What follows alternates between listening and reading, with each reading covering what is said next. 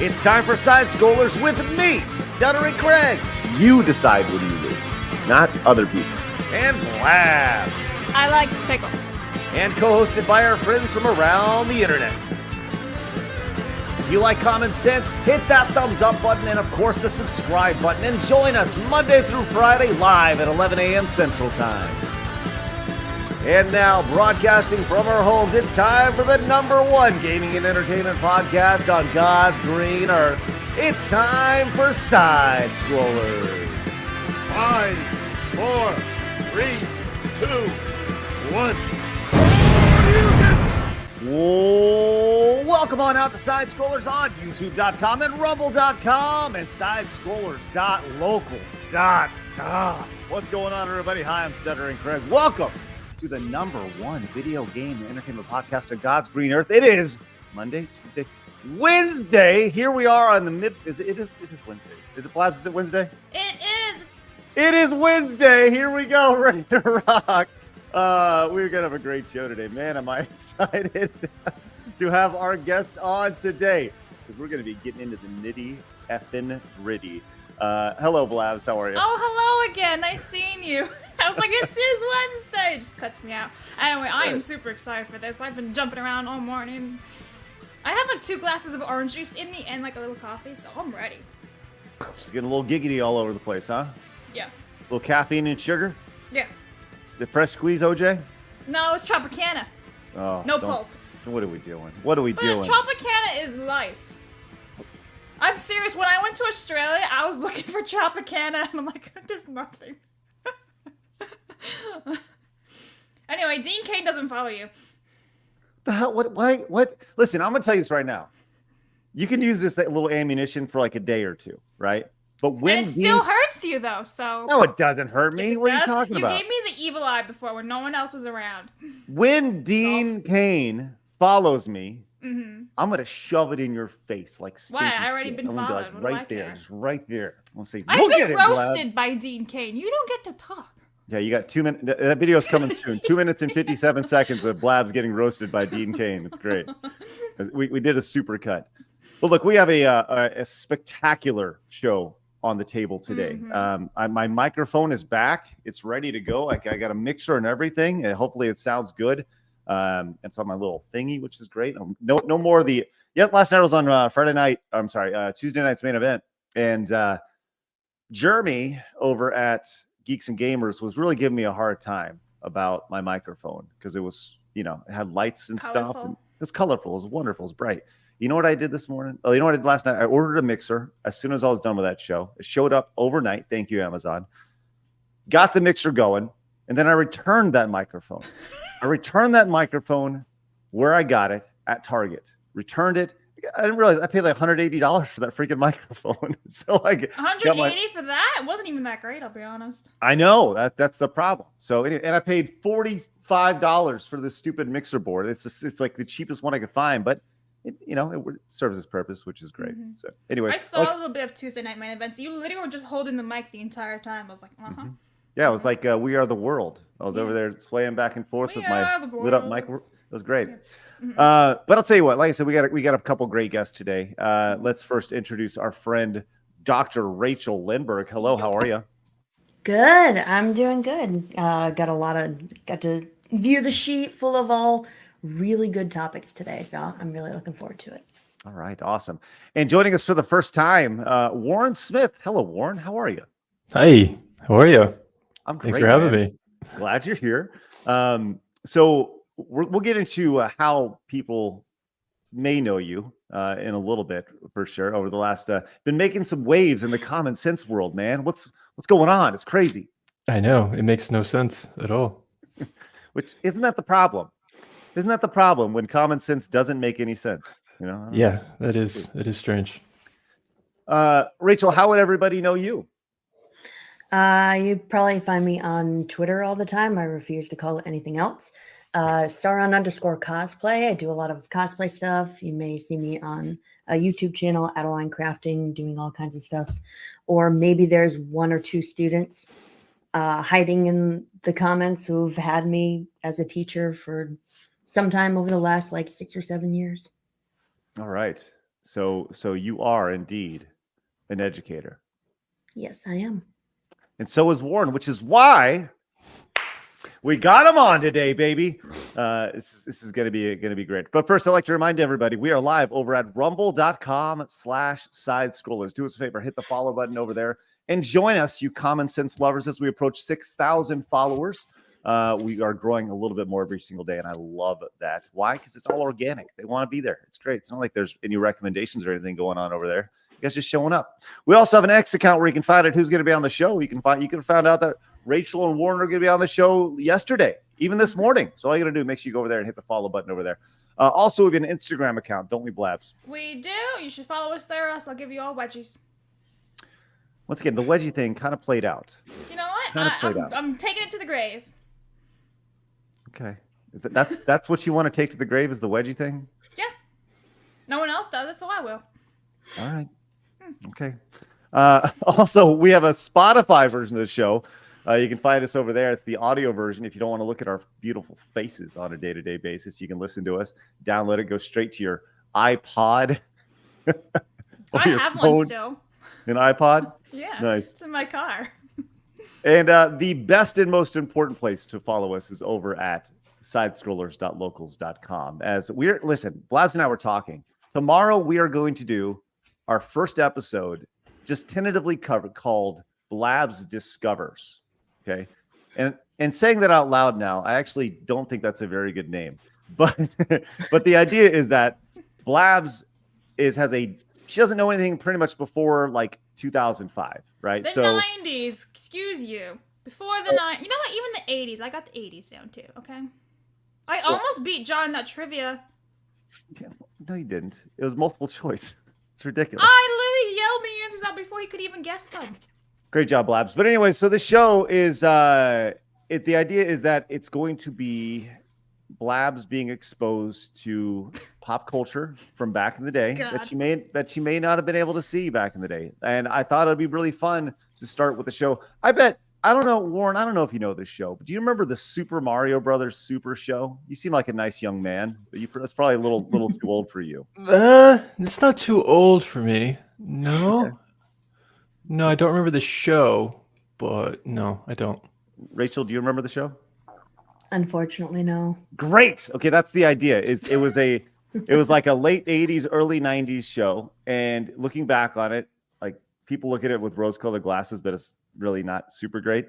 But like 8-year-old Craig loved it. So anyways, I figured we'd watch the first episode and then make it a locals exclusive, which would be great. So anyways, head on over to, that's a long way of saying, go to sidescrollers.locals.com and sign up over there. It's free. And if you want to support, that's even better. Also hit the subscribe button. We're at 67,100 subscribers over here, growing a little bit more every day. Our goal, 500 likes every single episode, blowing past that, which is great. And our goal, as always, is 25 memberships to the channel on a show-to-show basis. Let's stinking go with that. And right off the bat, man, we're doing great because Blake came in and says, I love the J.W. Rowling typo. Listen, that's my bad. You guys, I can't type. I can't read. It's a tough thing. It says, may we come in and share a message about Albus I don't even know what that's supposed to mean. What does that mean? Albus Dumbledore? Is that right? About Albus Dumbledore. Is it because he's gay? I don't know. I don't know. Is Albus his first name? Yeah, that's his first name. Yeah. Okay. Then there's just Brian in there, which really. He's got 3 Frederick, middle names. Brian, Albus Dumbledore. It's like that meme with the dragons, Wolfric, and Brian is like all derpy. Yeah. Well, listen. One thing is for certain today is that I am surrounded by 3 Harry Potter fanatics. Scholars, Harry Potter scholars. Scholars, wow. Mm-hmm. Yes. And I don't know shit about it, which is great. But I do know J.K. Rowling, right? That's how we say it, Rowling, not Rowling. Rowling. Is it? Rolling. It's like rolling like a river. So I wasn't wrong in the video? I think that video went viral, and in the video I thought I was pronouncing it incorrectly. And I was like, oh crap. No, it is actually rolling. People are like, Rowling. And I'm like, there's no. All right, no good. I wasn't wrong then. Nice. Well, Blake, you can send as many messages as you want about Albus Dumbledore.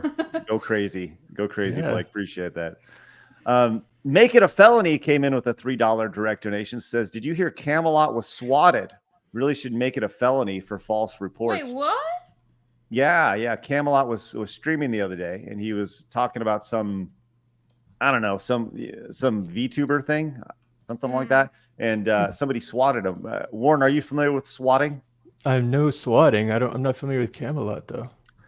So Camelot's a good dude. He's a good dude, Alabama boy, and he likes to race cars. He's going to be racing in NASCAR here coming up. So cool. he's pretty good. But he talks a lot about things online. It's kind of what he does. And anyways, people are swatting people now, which is that's messed up. That's really dangerous. I agree. Let's stop doing that, people. Don't swat. It's common sense right there. Make it a felony. I agree. Battletoads came in with a $2 direct donation. Says Battletoads Battle Maniacs is now available on the Switch. Any chance a certain platform Jesus will play it? Yeah, that sounds like a great time. Maybe we'll check that out today when we instead of playing Donkey Kong Country. I thought you were going to play Epstein Island. Were you gifted it? I have not seen. I didn't get an email about being gifted the Epstein Island game on Steam. So, Warren, I bet you didn't know that existed, did you? No, I didn't know, but I kind of want to see it now. Indie game that was slapped with the title Epstein Island. Yeah, I kind of want to see that. Well, we'll see. We'll see kind of what happens. If I explore Epstein Island on Steam here, which is good. Now that I say that out loud, yeah. I kind of want to see that. No, you don't. Warren. Hey, Jake Hudson came in as a brand new member. That's like a monthly. They call it monthly supporters. It's like a membership over on Rumble. That's awesome. Hey, thanks, Jake. You're number 34. Let's go with that. Who's going to be 35? Appreciate that, Jake. And Abaddon Wraith says, I love this panel. Any Helldivers out there? Add me. My gamer tag is my name. I need help. I'm Central Time. Might be on later tonight. All right, Abaddon. There it is. If anyone wants to go find... People can get in with the servers. Is that Abaddon, right? I think it is. Abaddon. Or Abaddon. One of the two. Yes. Well, I don't know. If you guys want to go play Helldivers, go crazy. And Blake says, Blab's hype for Battlefront. We're going to get to it. And my boy Mark the Cyborg came in and says they dropped the ball by not calling the Epstein game. Don't say it. Not even going to give YouTube the chance. Not even going to give YouTube the chance. So I'll tell you what. We got a great group of folks with us today. Warren, let's do a little background on you since it's your first time on the show. Rachel, we've got to know you pretty well, and we're obviously going to get to know you even better as the show goes on. But Warren, people may be familiar with you because of what? This little viral video thing that happened. That's probably why. Just a little 5-minute interaction. Yeah, we did a reaction to this on the show where hey, it's you right there, and this was passed around on Twitter. Passed around on YouTube. It's got 600,000 views on YouTube, but I mean it's got millions of views over on X. Right? Yeah, that's just you're talking the 600,000. That's just my little podunk channel. It got like none on there, and then it went over to X, and and then did its thing over there, and now it's starting to get a little bit of views on YouTube. Right, and here you are. So you did this video, and I think did Elon Musk tweet it out too, or something like that? Yeah, it's pretty crazy. Right? Yeah. That is crazy. So Elon Musk tweets it out, and the whole idea is that you have a student who comes up to you, and they're like, "Hey, given the fact that J.K. Rowling," and by the way, this is my student voice. Mm-hmm. Given the fact that J.K. Rowling is transphobic, and you're like, "Well, actually, hold on, let's actually," and you more or less not dismantle that, but give him the opportunity to think for himself instead of what the narrative says. Yeah, it's the Socratic method, but I don't consciously think about it as the Socratic method, but people have been identifying it as that, which is essentially just asking questions to challenge presuppositions. It can be applied to a lot of things. I mean, questions are an intelligent way to come to conclusions and navigate things in the world, rather than because it allows the other person to speak in their own words, which is why that video is interesting, I think, to people. It's because I'm not telling him why he's realizing it for himself through responding. So does this type of interaction happen often? Like, I mean, like I was saying, it does actually. That's why I didn't quite understand why it went viral, because it didn't seem like a big thing. And I did edit it. I did post it on my channel because I was like, oh, that's an interesting little thought experiment. And That was kind of my teaching portfolio up until that point. I'd had some lectures on there and just some filmmaking experiments as a filmmaker or video. We say filmmaking, but it's all digital now. But I mean, these interactions happen a lot with students. A student will ask you, what is socialism? What is fascism? What is the, and then it's the most interesting is when there's another teacher present, because they usually have a different perspective. That makes it really interesting then it becomes a three-way conversation. But so these things do happen. It's rare that they can be caught on camera. It's only because I work with cameras that I even had a camera present. So it happened to be, we were about to film a newscast and the student was feeling, oh, I got to warm up to be on camera. I'm feeling a little bit nervous. I was like, all right, we'll do this as a warm up, kind of like a pre-show conversation. Let's just have a conversation. Ask me anything that's on your mind. What's something that interests you? Pretend it's a podcast. What's something that interests you? Well, given the fact that J.K. Rowling's transphobic, how does that make you feel about Harry Potter? Whoa. There's a presupposition there. And then the rest is on video.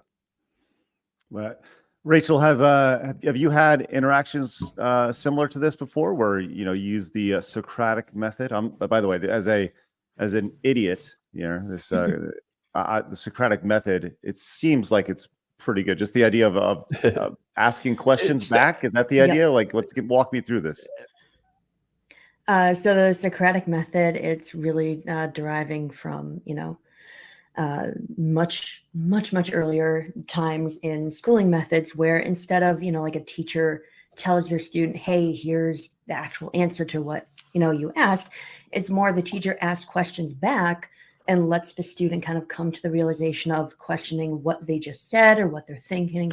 Like Warren was saying, just they start to question their own ideas. They get into critical thinking, and they come to their own conclusions. And it is a great method.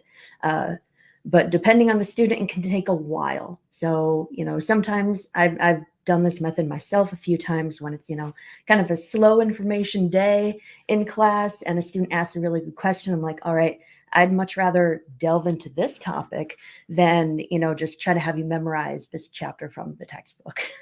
And that makes me a not very popular teacher by administration standards, but it really is a good way to get students thinking. That's interesting. Why? Why does the administration have such an issue with that?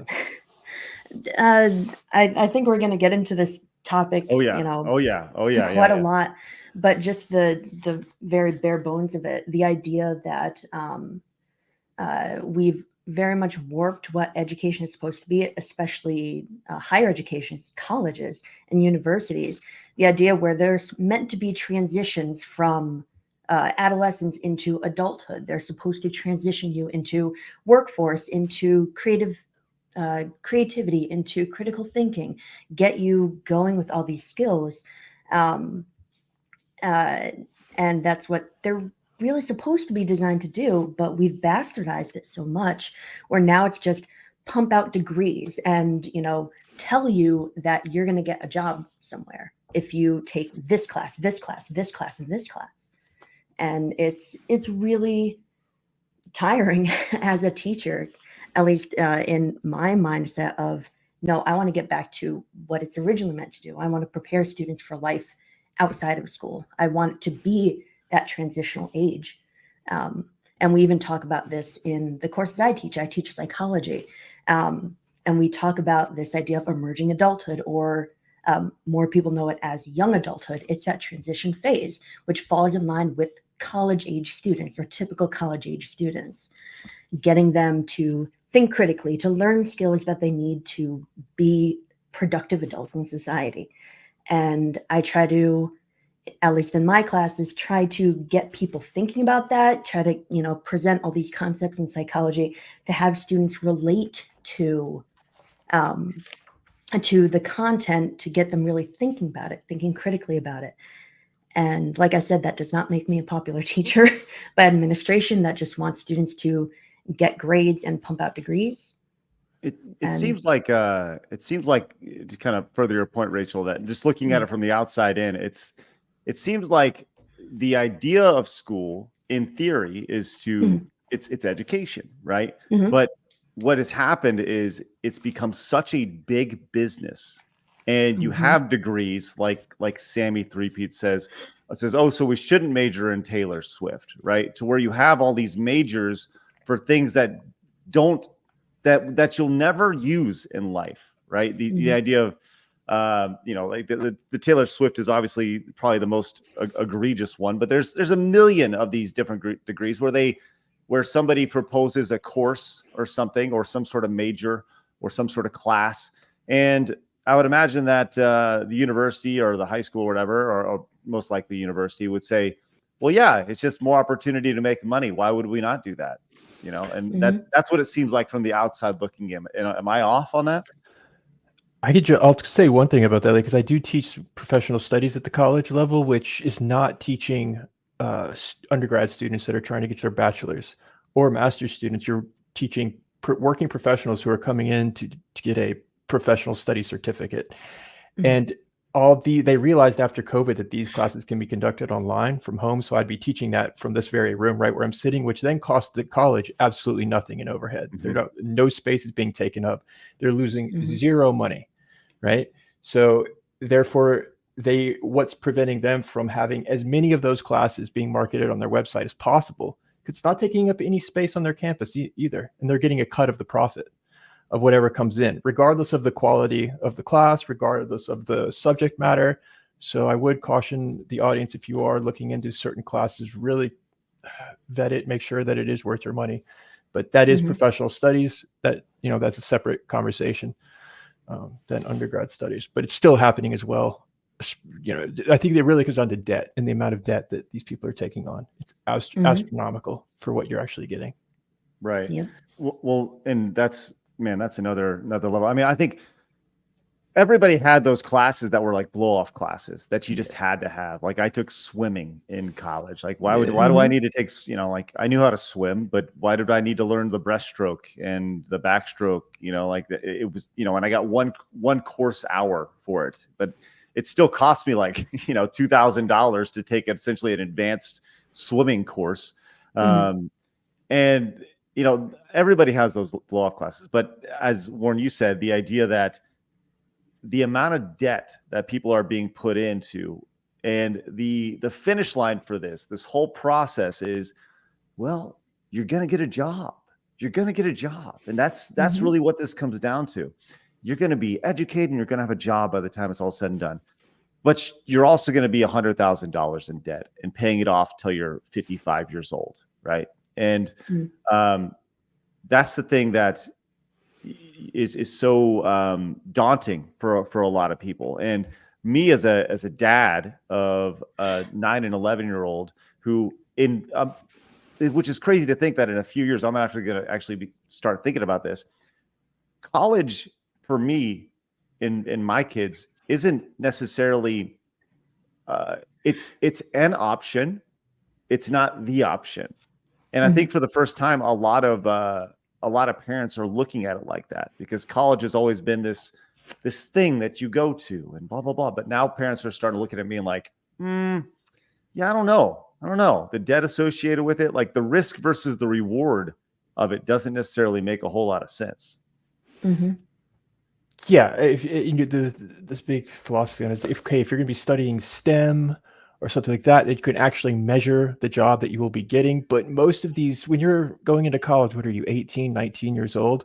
The odds of that what you want to do with that much precision, there's 80% chance it's going to change as you gain more life experience, as you realize that perhaps this isn't what you want to be doing.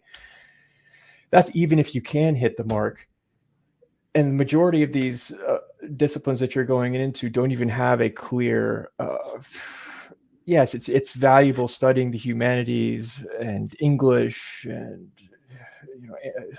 there's some remarkable, fascinating things like Signum University, Tolkien studies, and I'm a huge fan of all that and what they're doing in that space. But unless you're going to teach, so then it becomes this cycle of the only jobs in those fields are within academia, and there's only so many positions within academia. And so then you're fighting for these positions, and now tenure is being treated differently. And because of that model I was just talking about, where they can hire people like me rather than tenured professors, a tenured professor at Emerson is going to get 100,000 starting a year. I might make 3,000 a class and teach Right. one class a semester, 2 classes, and a tenured professor is teaching 3 classes a semester with office hours, and they're supposed to be doing some research as well. So that's why the whole model is shifting away from tenure.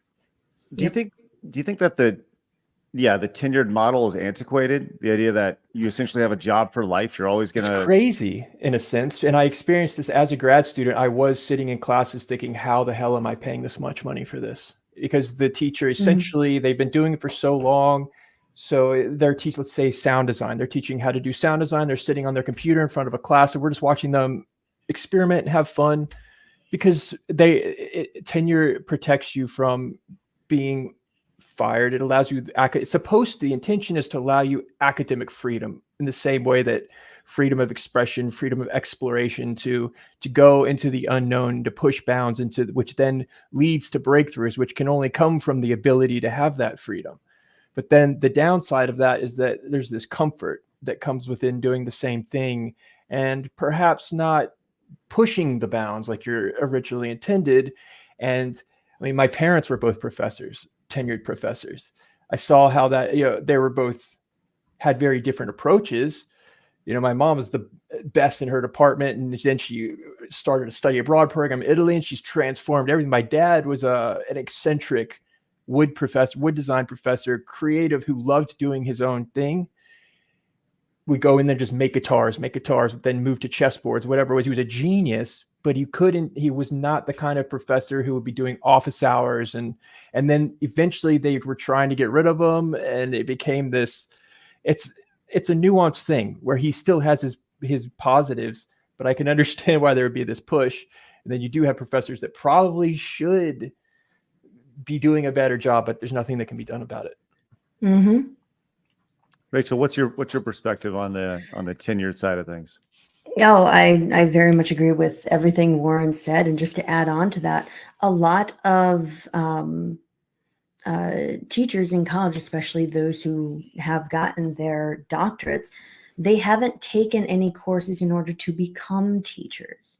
Like, you don't need to have one of the courses I started with teaching was educational psychology for pre-service teachers. So it's meant to help students become teachers, get experience with any K through 12 or higher education learning experiences, understand what it means to be a teacher.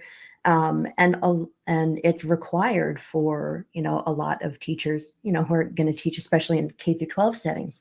It's not required for a lot of higher education academia. So you're getting a lot of people who are becoming professors, who are getting tenure, who are going based on experience, but their heart really lies more in doing the research or doing like hands-on things, finding breakthroughs in, medical areas and, all this. And they're not really skilled, for lack of a better term, they're not really skilled at teaching the subjects that they enjoy doing.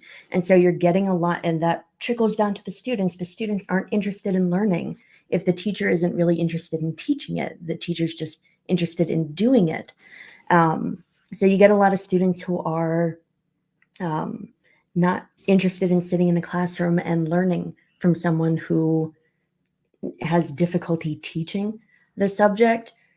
So then that's a whole nother wave of students going through college who aren't interested in staying in college.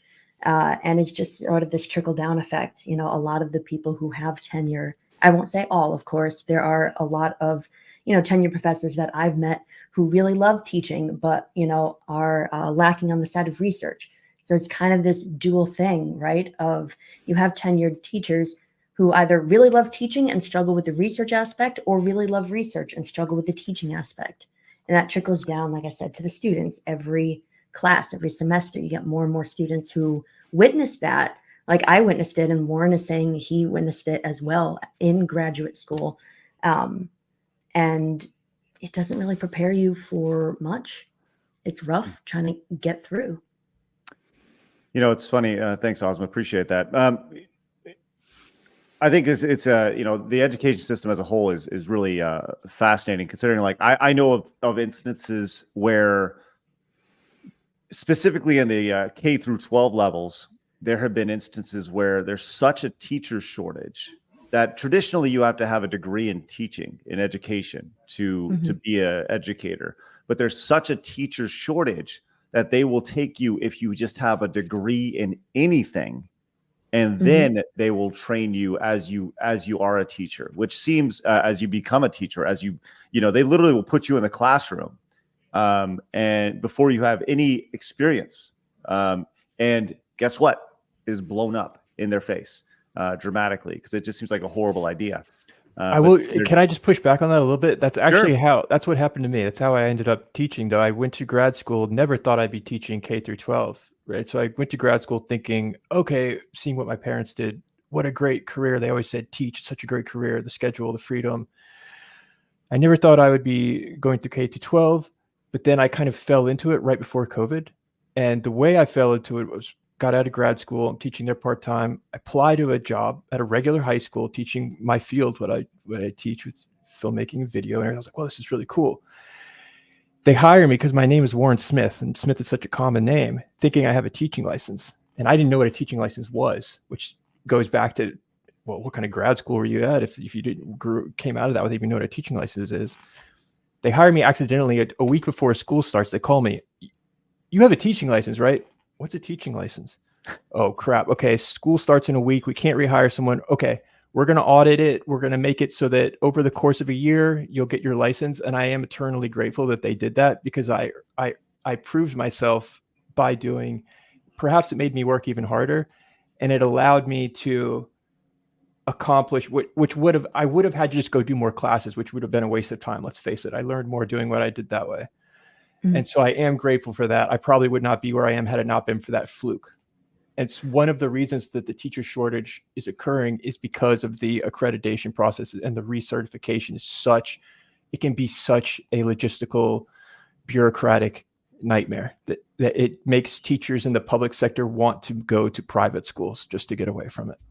And it'd be interesting to get into the private versus public school thing. But I actually, and thanks for your perspective on that. That's great. And I think that I think you'll see both. Like, I know from mine, example, it was a horrendous disaster, right? She was more or less a parent who came and was like, yeah, I guess I'll teach, and it was horrible. Anyways, so I would love to talk about kind of the shift in students over the last few years. We hear about, we got this the Gen Z, the Zoomers, right? They're in, and you see these videos online of the indoctrination at these colleges, and they come in one way and then they leave another. I would love to hear y'all's perspective on that. Is that just like boogeyman talk, or have y'all seen the insanity of more or less indoctrination inside your respective institutions? I have. I don't know, Dr. Rachel, you can speak on this as well, but yeah, I have. And I didn't, this conversation wasn't really happening as much when I arrived at graduate school in 2016. And then Trump comes into office. The dialogue becomes more intense, it's happening more frequently. I'm starting to notice patterns that I didn't notice before. I'm starting to hear phrases I've never heard before. Being told, okay, at Emerson, suddenly there was, during a the teachers meeting, faculty meeting, 300 students walk in waving placards accusing Emerson of being a racist institution. Racist is one of the most liberal institutions in the country, in Boston. It's a communications school. It's an art school. And they had started Facebook pages trying to quote things that had happened in the classroom.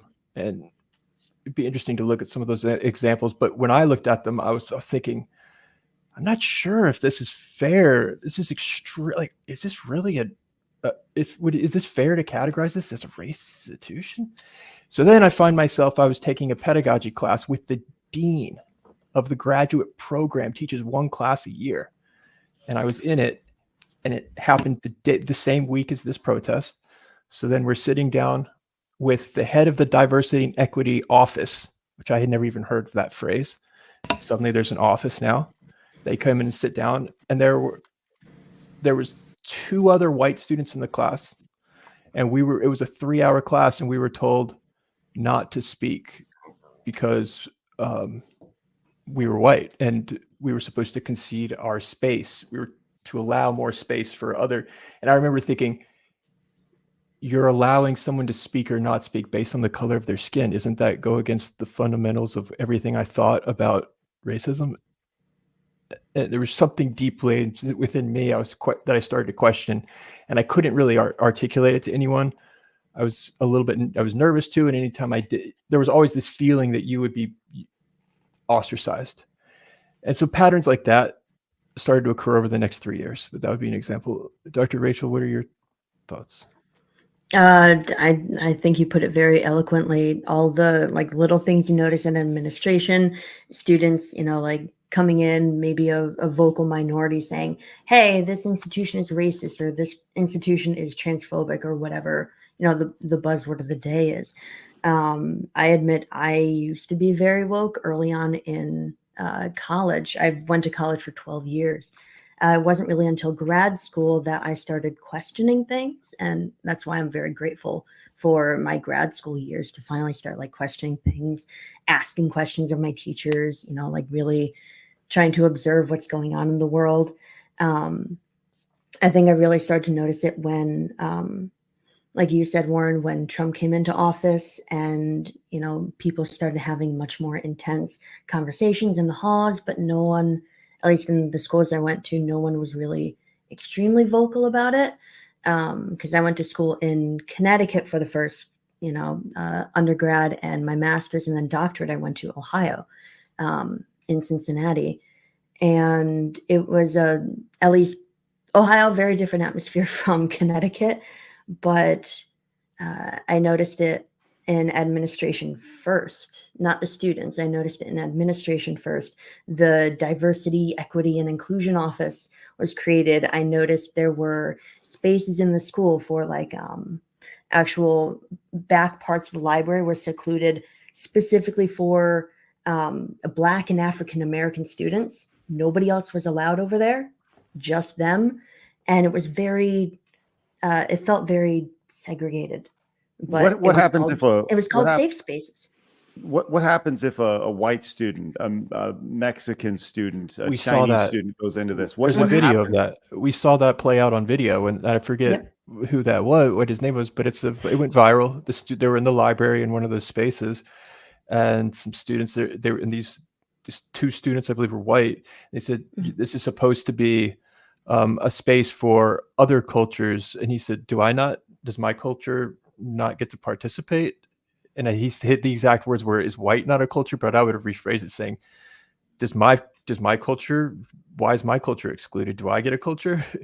And it became a shouting match, and they were forced to leave, I believe. Mm-hmm. So it seems like to say regressive is an understatement. So what can be done? This is clearly, if you're being told not to speak because you're white, if you're being told you can't go anywhere because of, the color of your skin or your beliefs or whatever it may be, that's clearly wrong. It's clearly immoral, and it's clearly illegal. So what can be done in a situation like this? Do parents who are paying these bills, who oftentimes are paying for the education, does that matter? Does it come down to the big donors who are the ones who are going to be the ones who make the big decisions of how this goes? Let's put it this way. So the recent Supreme Court ruling came out on the role of race in college admissions, basically saying that race should not be included. It's actually antithetical to Martin Luther King and our traditional approach to anti-racism, and how it's treating some students unfairly. Okay, that's the ruling. Whenever something happens at that level, there's usually an email that comes out from the president of the college giving the college's stance. Mhm. And it's acting objective. It's not really objective. And on this position, it was essentially, we will continue to try our best to do what we were doing before without now breaking any laws. So they're clearly disagreeing with the ruling. So it's not an objective statement, really. So it's not coming so much. So then where is that coming from? Is that coming from donors? No, I think it's coming from more cultural forces, because they're trying to appeal to students, to recruit students. They want to fit in with the primary narrative that they see is going to benefit them, which then goes to whichever political party you think most people are going to identify at Emerson. That's what they're going to echo. And we know it. So yeah, it's just the Socratic method comes from first principles, like understanding why you're even engaging in something, whether it's to discover the wider implications of something, or because, so for this instance, for example, where I think to myself, there's something wrong about segregating that part of the library. Why is what within me, why is bothered by that? Because it goes back to that first principle that I would articulate as everyone should be treated very simply at its most base level. Everyone should be treated equally, regardless of their race, religion, or gender, period. And I understand the nobility of the opposition. I understand the nobility of their intentions, but we do not cross that line regardless of the nobility of intentions, regardless of whether you think it's going to help in this certain way. And, but we can give this person, I get that. But this is a line that we in America as a society cannot cross, because then we engage in a slippery slope and we know where that leads. And so by able to identify those first principles allows you then to engage in the conversation and call it out when you see it. But you have to know why it matters to you, and so you can articulate it. I encourage everybody, if you're tuning in for the first time, do us a favor, hit the thumbs up button. And I think this is a really important conversation to have, and I'm glad we're having it. And so do us a favor and let people know on Twitter this is happening. Post about it on social media. Provide a link back to the channel, because I think hearing from professors and hearing their perspective on this is really, really valuable. And I greatly appreciate you guys opening up and being honest about this. So with that said, Rachel Warren, you obviously see there's a lot of issues here. I'm going to go on a limb and say that from a faculty perspective, it's fairly split. I would say there's probably some people who are very on board with what's happening.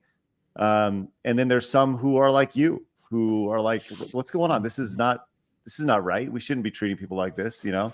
I would love to hear y'all's perspective on that. What's the faculty situation like?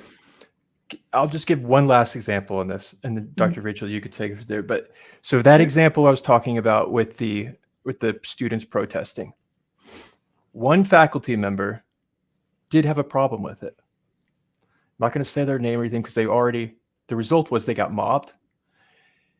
They spoke out. I forget how they sent an email saying we should not, mob rule is bad, essentially is what the boilerplate came down to. We should not concede to a mob. We know we are not racist. I understand that we want to be sensitive to all claims, but guys, this is a little ridiculous, essentially. The president of the college then released another email addressed specifically, I have the email right here, to that teacher with their name on it. But then it goes out, I'm not going to say his name. Dear Professor blah, blah, I'm writing in response to your recent correspondence with faculty students. I'm not going to read the whole thing. But it was not sent to that professor. It was sent to every single person with an emerson.edu email address. So just pretty much calling them out publicly. To ostracize him, to intimidate and tell him to stand down. And I might get in trouble for this, whatever. It's enough. Worth it. Well, okay, let me ask you about that, because we had somebody come in, and Rachel, I would love to hear your perspective on this as well. But and we'll come back to that question. But Suffer So Proud says, "Hey guys, I'm late. Having a conversation like this on a podcast. Is there any fear of retribution from the professors or administration? Thank you for being here." Yeah, absolutely. Yeah. Yeah, just like Warren was saying, the idea that you can be ostracized by the whole school, you know, you call something out, and it, gets back, whether it's in a faculty meeting or in a classroom, however, it gets back to the higher up administrations, and they send out, like Warner was saying about this professor, it gets sent out to the entire school, not just faculty and staff, but students as well. And that really just, excuse me, it darkens your name from trying to get other jobs at other schools. So you have that fear of retribution, whether it's being attacked and shut down by other faculty, whether it's losing your job, whether it's not being able to, ones I've seen are losing funding for research, and not being able to attend certain events, like, presenting your research at other things. It's like, oh no, you have to stay for training instead. It's having those privileges taken away. It's having, suddenly you're having fewer and fewer classes that you're able to teach. Like I've seen it in myself and other people that, other faculty that I know are doing research, connected with them from research I've done throughout graduate school and otherwise. And they work at different schools, obviously not going to say their names, but they're noticing that when they're more vocal, either in their classrooms or to other faculty about, not agreeing with certain policies that the school has taken on, they're getting fewer and fewer classes. So suddenly they were teaching 4 or 3 classes, then it becomes 2 classes, then it becomes 1. Then you have to call up a week before classes are supposed to start in a semester, be like, hey, I never got a notification about signups for the semester. Do you have any open classes? That's the pattern I'm noticing with, like I said, with myself and with a lot of other teachers that I know share my ideas and share our ideas about the education system. When we're vocal about it, we have these steps taken against us, and it's really difficult. It's so sneaky because they'll disguise it as another reason. So my class that's supposed to run the spring, probably there'll be an email saying something about enrollment, or it probably just won't run. We'll see. Yep. Or I've had they'll say it could be, because there's a union and those above you, they get priority because of this union regulation. And so that they're going to have to teach the class, but they will never explicitly, well, in some cases they might, but they can disguise it. So then there's nothing you can do. Yep. I actually had a similar email out this semester. So at first I only had 1 class to teach at my school, and that was only because I never got a notification about signups. I called the head of the department and asked, hey, do you have any open classes? And thankfully they were able to get me one. But there was another email sent around to all of the faculty in the department saying, hey, by the way, here's our enrollment options. We have a couple courses open for halfway through the semester. So at our school, you have, the full semester courses, 16 weeks. Then you have part semester, which are 12 weeks. And then you have the half ones that are 8 weeks. So the 12 and 8 weeks one, the email got sent around saying, hey, we have a few open classes.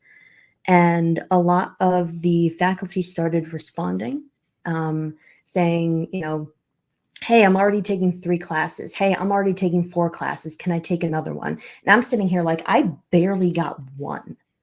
So how can you tell me that this is a fair system? Wow. I don't understand it, but yeah, there you go. It's crazy.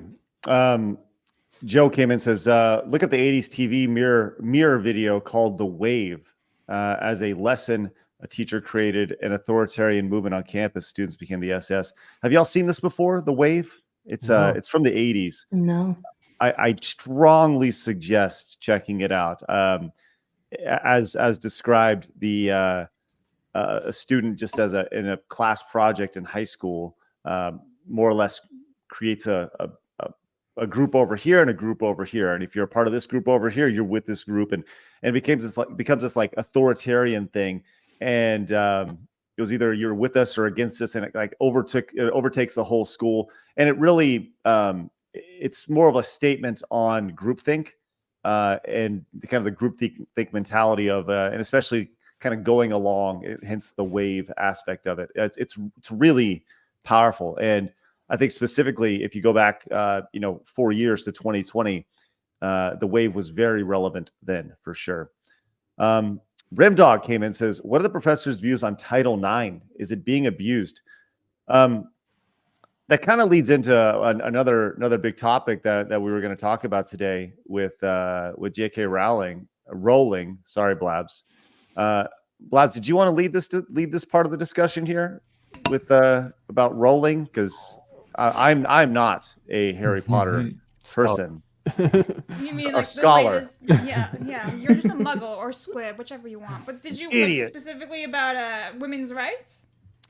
Is that what Well, you yeah, want? this ties into the Title IX question that Rimdog asked Right. about women's rights and Title IX, and we're seeing a lot of that in schooling now, where there's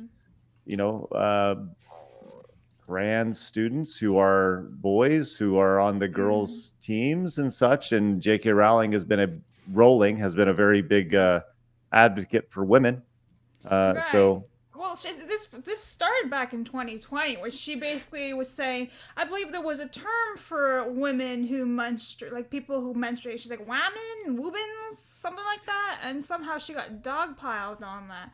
And it just kept going and going. And basically, this is how Warren got actually viral because of all this information. How you're like, is she actually transphobic, though? You agree, like, on biology. And then your student was like, wait a second. This actually makes sense. So in the last couple of days, she's come out and said more stuff, how she was actually donating a small percentage to legal funds to battle the SNP government and changing definition of a woman in the United Kingdom. What are your thoughts on that, Warren? It's the Scottish Women's League, I believe, something like that. Yeah, they actually contacted me on Twitter recently, just 2 days ago, when someone who's a very active activist.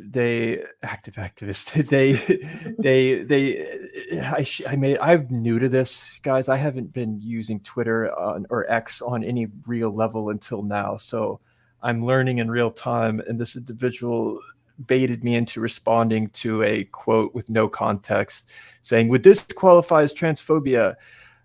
Yes or no?" And I was just like, trying, I shouldn't have engaged, but I did, and then I receive a message from the women, the Scottish Women's League, and they explained the context of the actual quote, and I'd realized what a sneaky move it was to remove the context like that. And they said this person has been doing this for 5 years. The person who said that is no longer alive, and used to work with us. And this is the context. And I realized, wow, that's sneaky and pretty disgusting to do. And it absolutely changed the context of it. And so I learned a valuable lesson there. Geez, I forgot your initial question about. I mean, just to continue with that, though, people will take things out of context as much as they possibly can. They will snip things down to where, especially when you do a podcast on a day-to-day basis. Oh, yeah. People will take things, they snip things, and they say, look what this person said, where I may be quoting somebody or whatever, and they'll tweet that out and be like, look what a horrible racist, bigot, transphobe Craig is, or whatever. And it's like, well, no, I was quoting something right there, but back to the original prompt of, like, J.K. Rowling, she's gone off. She's now criticized for more or less making sure that that women are women and men are men. I would love to hear your perspectives on this from a college in the trans side of things has skyrocketed. The number of girls in particular, it's up like 800% over the last 4 or 5 years, right? And there's a social contagion aspect to this. Yeah, the social contagion aspect of when things become trendy, there's going to be certain aspects of that. I'm not trying to reduce all trans people to a trend at all. Right. My position is I can absolutely understand that if I genuinely thought I was a woman and I wanted to be treated as a woman and I believed I was a woman trapped in my body, I would want all rights flat out as a woman. You have to be able to understand the motives, the desires of both sides of an argument. the issue here is legal rights, not the ability to identify. It's when I say flat out legal rights, that means I get all legal rights as a woman, me, which then impacts everyone else that share those rights. Classic locker room, everyone else in the locker room. And then, okay, I might not care at all, but if I have a 5-year-old, I'm responsible for them as well. It doesn't matter what I care about. I now have to philosophically think these things out for what is fair for others beyond just myself. So I can't. And so then the issue that I've run into is that if you engage in any aspect of this conversation, whether it's the semantics of transphobia or any of it, you are then what I've been experiencing. There's multiple strategies implemented to two things: cause you to lose your employment and to mischaracterize you. It's essentially to intimidate you and neutralize the conversation would be the two I would describe. Mm-hmm. Have you experienced that at all, Dr. Rachel?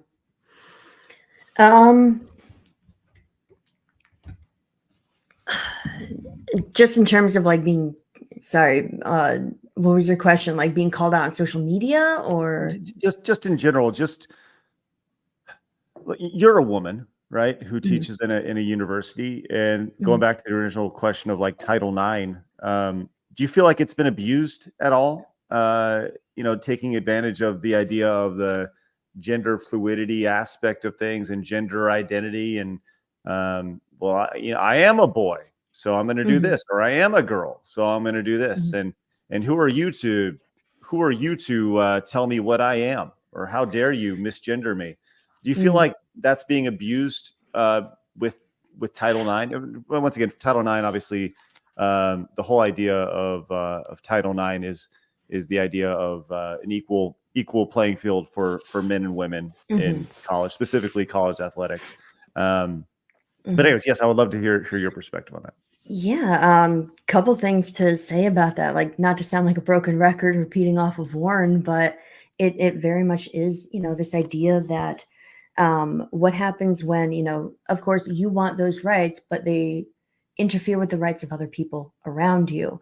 That gets into a really gray area. It's tough to distinguish, between like, what rights can I have as a woman that doesn't trample on other people who identify as women but may not be biologically female?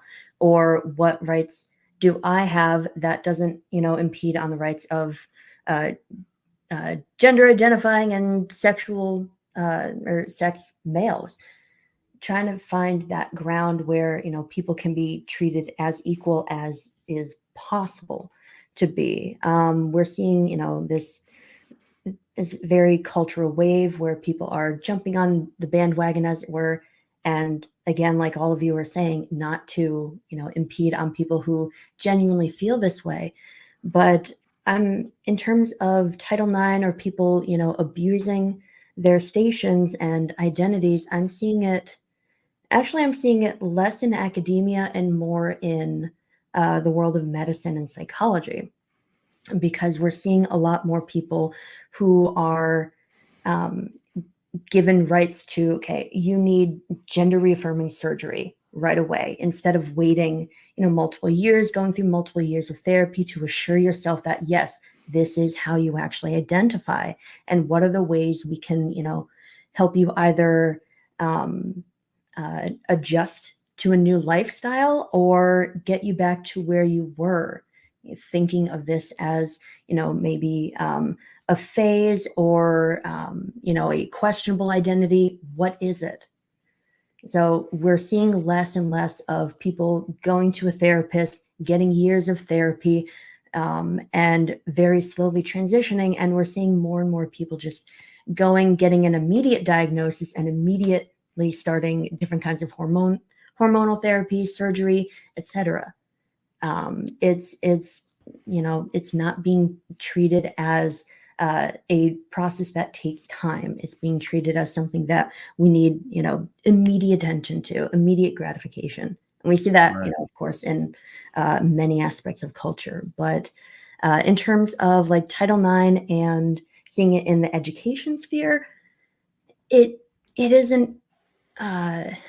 It is an interesting thing because I teach psychology, and one of my favorite things to teach is gender and sex, which is part of the general psychology course I teach and a couple other psychology courses that I teach. We talk about what gender is, we talk about what sex is, and it gets people really questioning things, which I love. But I have a question. Yes. Describe to me, like I'm 5 years old, the difference between gender and sex. Yeah, so let's say sex is pure biology. It's your hormones, it's your genitals, it's your chromosomes, either XX or XY, and it's how you present yourself. It's purely biological. So if sex was, let's say, this desk in my room, gender is the entire house. Because gender also makes up cultural factors. It makes up, it makes up reasons why people behave the way they do, why people think the way they do, the laws that we have, technology usage. I've also explained it to my students like this. Let's take a pair of pants. Pants can be worn by men and women, but they're tailored in such a way to accentuate different things. So women's pants are derived from women's biology. They hug the curves. They're tight around the shins and the thighs and knees. They may have, holes cut out in them, whatever. Can men wear those pants? Yes, they can if they can fit into them. They're not designed with men's biology in mind. Women have bigger hips. That's purely biological. But so if a man can fit into those pants, why doesn't he?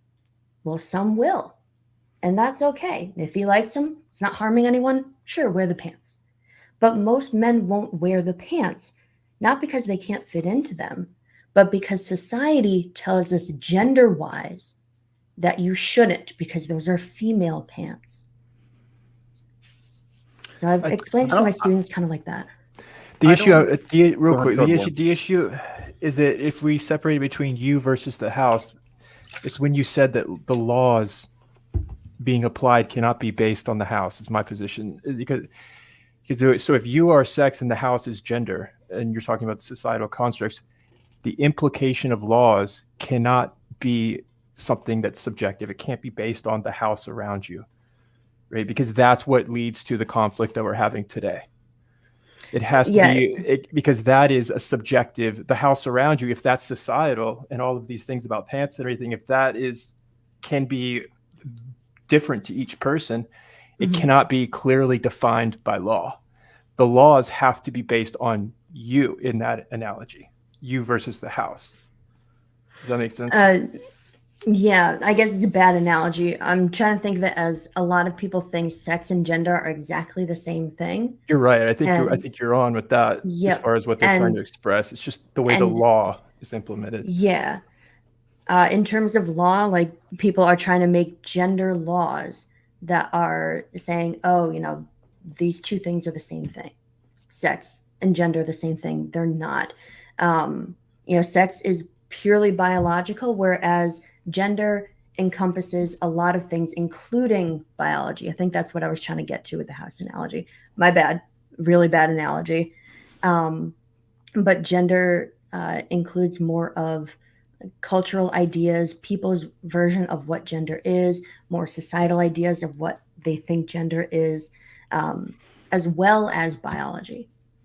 So sex can be part of gender, but they're not the same thing. Does that make a bit more sense? No. Damn. No. And, I think that's the beauty of being able to have an outlet where you can not necessarily agree on everything. I think I personally think it's pretty cut and dry. Boys have a penis, girls have a vagina. And if I can quote the great kindergarten cop, I think it's very simple when it comes to that. And, the amount of gender somebody has is if it's truly limitless, then we are truly insane.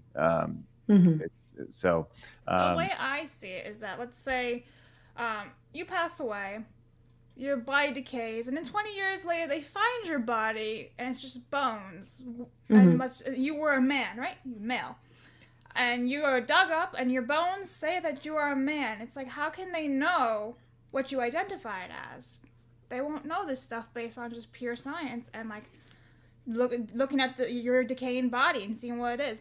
That being said, do I really care if a dude wants to wear a dress? No, as long as he's not hurting anybody. And again, it's infringing on our rights, which is something that J.K. Rowling was trying to protect, saying, hey, we have, because in Scotland, they're trying to say that male prisoners can go with the female prisoners if they identify as a female.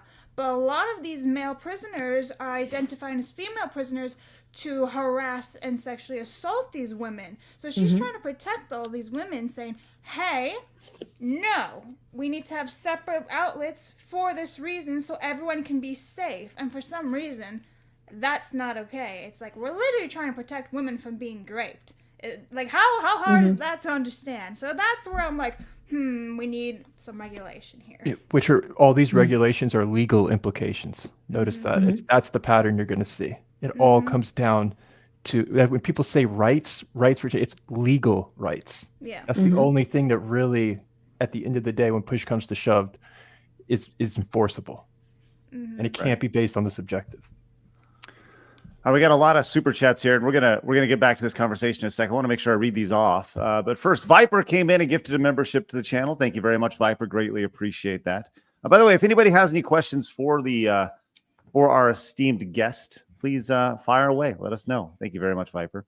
Tomac came in with the $20 super chat. Says, but Daddy Craig, what is the DNA of the soul? I think you need to ask ChatGPT for that, Tomac. I don't have the answer to that. I'm sorry. Harmonic Drive came in and says, my boyfriend told me that a pro-trans soldier beat up an anti-trans civilian that wanted to pick a fight with him. She got moved to another base for that, but otherwise is fine because for unwarranted violence. It's crazy to hear. Harmonic Drive. Matthew came in and says, if you think too much for yourself and think critically, you will wonder why you went to college. It is a threat to the administration's job.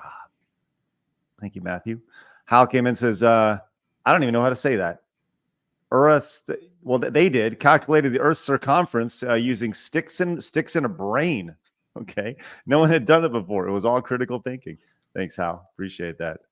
Viper came in and says, higher education has degraded to the point to where it's just a collection of alternative sports leagues to the pros.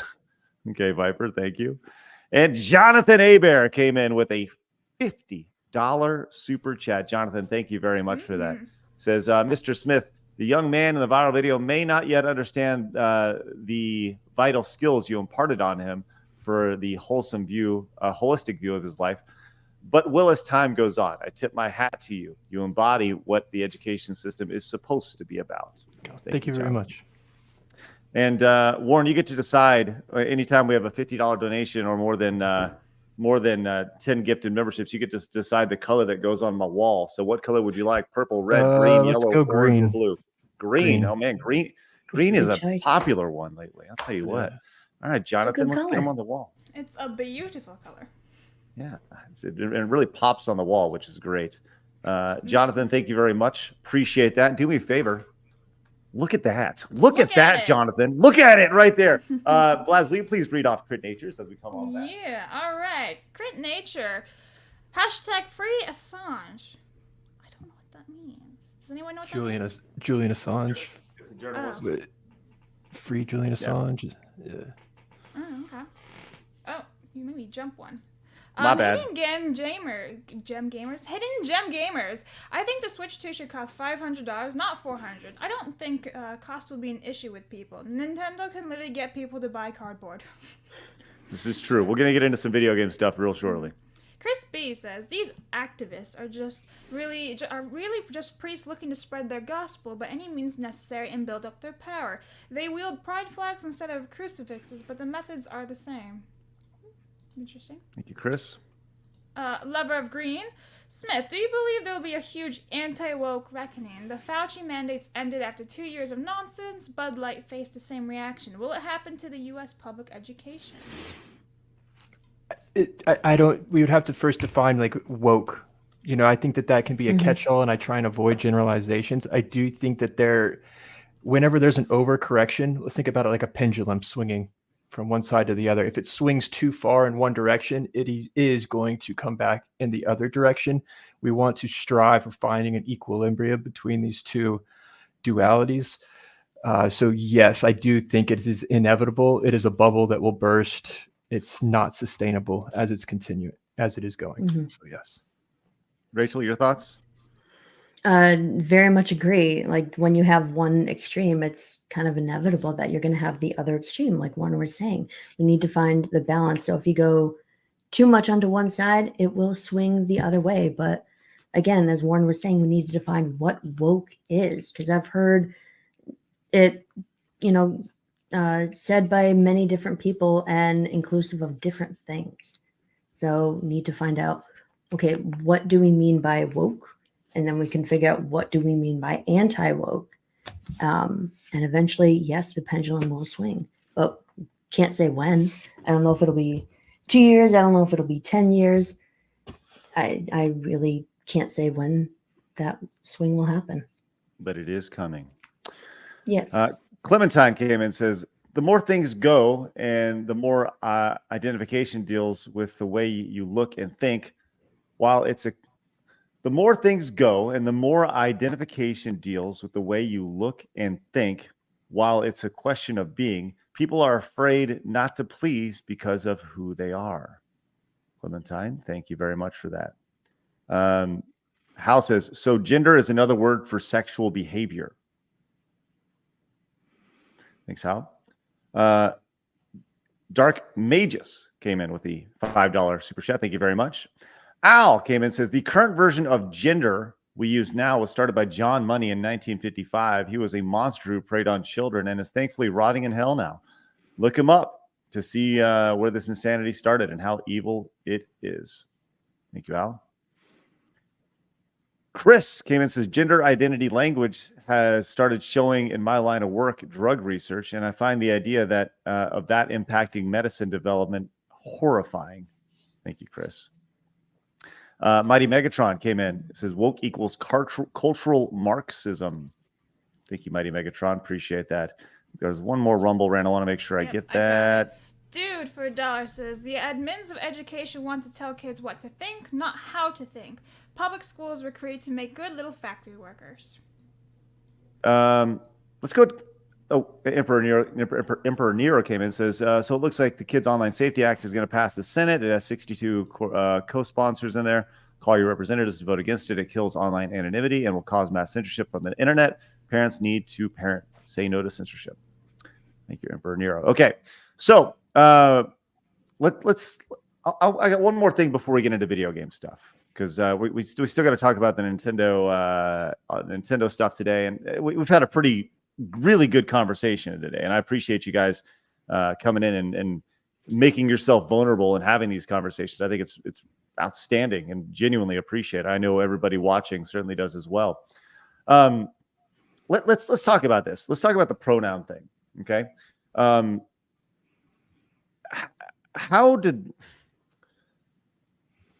When was the first time you heard a student come in and say and ask for their pronouns to be acknowledged? This is a funny story. That This is a funny story. I had just been accepted to Emerson. I had never heard of pronouns before. I was there for the orientation to find an apartment. And so they were having a meet and greet for find someone to try and live with, and we'll help you find an apartment. And for the way the gathering started, everyone got in a circle and they started going around. They're saying, okay, so introduce yourself, where you're from, and your pronouns. And I had never heard of this. And I thought, this is a true story. I said, I don't understand what's happening. And I was like the last person to go, and they started going around the circle. And I was trying to figure out what was going on here. Why are they saying they and we? I couldn't figure it out. And I was trying to understand, and I was blanking on what a pronoun, as a teacher, this is embarrassing, what a pronoun was. And when it came to me, I was like, Warren Smith, they, we, like, and everyone looked at me and they were like, and I was like, I genuinely had no idea what I was doing. And that was the first time I'd ever encountered this. And that was my intro to the college. Wow. You should put I- that I'm in sure your they bio thought- on Twitter. They'll love it. Yeah. Yes, Like, he's definitely. one of us. I didn't mean to. It was absolutely accidental. I love that. I'm sure they were like, yeah, they championed you, put you up on a chair like a bar mitzvah over here, and raise you around. Dr. Rachel, what about you? First time, I don't have a fun story like that, but I think the first time I was really hearing about pronouns was because I went to school for education. I went to become a teacher, so you think, oh, okay, they probably taught us that in the classes. No, wasn't in any of my classes. I didn't hear about it until I started teaching, and I was taking on these course shells. So I'm sure Warren knows this. When you're like a new college teacher, you're not designing your own classes right away. You're given sort of the course shell from previous teachers, and you sort of adapt it to your own. And I remember like seeing, and it wasn't in the lessons themselves, it was in the intros. So a lot of people would be like, hey, here's icebreaker, introduce yourself to the class. And the times I see it were in those introductions, the teachers, would have an outline of like, what's your name? Where are you from? What are you majoring in? Something interesting about yourself. And then they started putting in pronouns. So students would be asked right away to give their pronouns. And I've always been very much against it. I know a lot of people in my school, teachers and administrators, in their signatures, they put their pronouns in. I don't. I never have. I've been asked to multiple times. I don't do it. But I was noticing that in the introductions and the course shows I was getting. And I decided to run my own little experiment.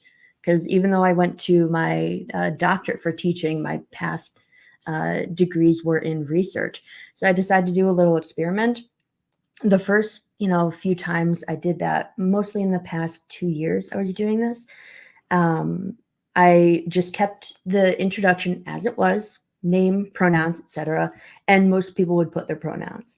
But in the last year, I started making just, I'm a part-time adjunct instructor. I can barely change a thing in these shells, but I just put in the word optional next to the pronouns. That's it. Just made it optional. So in a class of 25 students, suddenly I would have maybe 3 people putting in their pronouns. So I thought that was really interesting, where when you get to actually having students, do something and as an option, they're not putting in their pronouns for the most part. Right. And I thought that was really interesting. And so I did that this semester, and I'll do that future semesters going forward, just making things optional. So it makes, like that is kind of like going in my mind of like, well, what else are we told that, there's so many they, thems, and, we, whizzes, and whatever the pronouns are. These There's yeah. There's Your so many of them Majesty. on college campuses, but I'm finding very few of them in my classes. And most of my classes are more like general psychology, very introductory, very those generalized courses that y'all were talking about earlier. So it just got me thinking, do we really have a lot of pronoun students going to college? Right. At least to the college that I teach at? Well, and that's kind of the argument, is that that's not real life. It's not real life, because when you see about, and let's bring this back to video games here. Like, I've been in this industry for almost 20 years at this point, 18 years as of February 15th. Okay. Been working online since literally February 15th, 2006. And I've been to countless gaming conventions. I've been to hundreds of industry events. And what do I see there? Look, you see some people who, for the most part, pretty normal people. Some people who are socially awkward. There are definitely some people who are on the autism scale or autistic or whatever, who are just looking to connect with people. What I don't see is people who have z/zer pronouns, they them pronouns, for the most part, it's just regular old people, right? And if you do see those people, like it's such a small minority of people. Mhm. And this is in the gaming space. Like the gaming space is so unbelievably woke. It's insane. And I don't buy that it's real life. I think that for the vast majority of people, it's just got to put my pronouns in, and it's just more work. And people don't want more work. When it oh God, I got to put he, him, she, her, she, they, whatever. People don't like more work. People are lazy, and the idea of making people do more work is stupid. I don't know, Warren. I would love to hear your thoughts. No, that's sensible. That's it. No, I agree with everything you're saying. Yeah. Take the path of least, whatever's logical. That is logic. Living simple. I also, and this is just me going off here, just my personal thoughts. I think they're incredibly selfish. I think that they're the most egotistical thing you could possibly do. And if somebody ever applied to work for me and they included their pronouns on their anything, I would not give them a second look. And let me tell you why. Because it shows that it's more about them than it is about the team. And that's the biggest thing. This is how you will talk to me. This is even when I'm not even there, right?